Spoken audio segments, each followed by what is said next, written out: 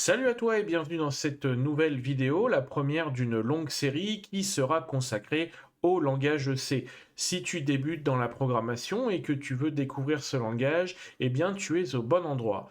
Le langage C est un langage ancien qui a été créé dans les années 70, mais malgré son âge, il est encore aujourd'hui l'un des langages les plus importants en informatique. Pourquoi? Parce que le C est à la base de beaucoup de choses que tu utilises tous les jours. Le système d'exploitation Linux est en grande partie écrit en C, une grande partie de Windows aussi, et de nombreux logiciels, des pilotes matériels, systèmes embarqués, objets connectés, tout ça repose très souvent sur le C. Ce qui rend le langage C vraiment spécial, c'est aussi sa philosophie. Contrairement à des langages plus modernes et plus simples comme Python ou JavaScript, le C te donne un contrôle très direct sur la machine, la mémoire, les variables, le fonctionnement interne du programme, etc. Autrement dit, avec le langage C, tu ne fais pas seulement de la programmation, tu comprends comment fonctionne aussi un ordinateur. C'est un langage exigeant, parfois un peu technique, mais c'est aussi l'un des meilleurs moyens de construire des bases solides en programmation. Alors dans cette formation, on va avancer pas à pas. Si tu débutes, pas de panique, hein, chaque notion sera expliquée simplement avec des exemples concrets. L'objectif n'est pas seulement d'écrire du code, mais de comprendre ce que tu fais et pourquoi ça fonctionne.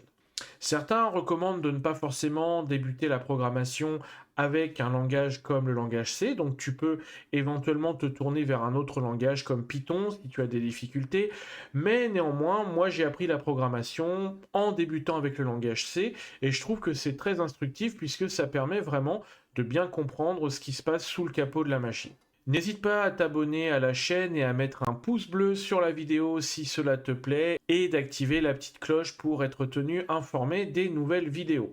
Si tu as des questions par rapport à tout ce que nous allons voir, n'hésite pas à les poser en commentaire de cette vidéo.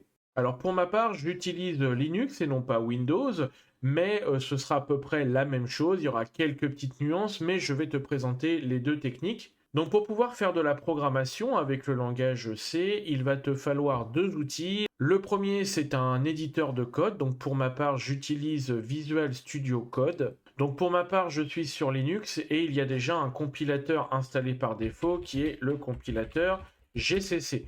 Donc pas de problème si tu es sur Linux. Pour Windows, il te faudra installer le compilateur. Je te mettrai tous les liens dans la description de la vidéo. Alors on va commencer par l'installation de l'éditeur de code. Donc pour ma part, j'utilise Visual Studio Code qui est gratuit. Je te mettrai le lien dans la description. Mais pour le télécharger, c'est très simple. Il te suffit de taper Visual Studio Code sur le moteur de recherche. Et puis une fois sur le site, donc tu vois, moi, automatiquement, il détecte que je suis sur Linux et me propose de télécharger au format .deb. Si tu es sur Windows, tu auras cette page et il te suffira de cliquer ici, télécharger pour Windows 10 ou Windows 11.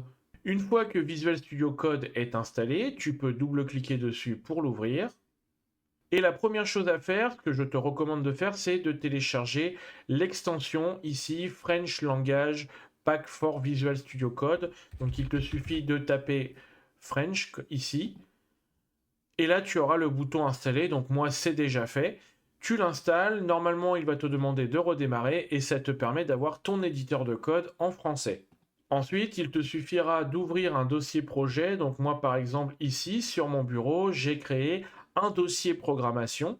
Dans Visual Studio Code, tu cliques ici, ouvrir le dossier. Donc moi, il est sur le bureau, programmation, et tu cliques sur OK.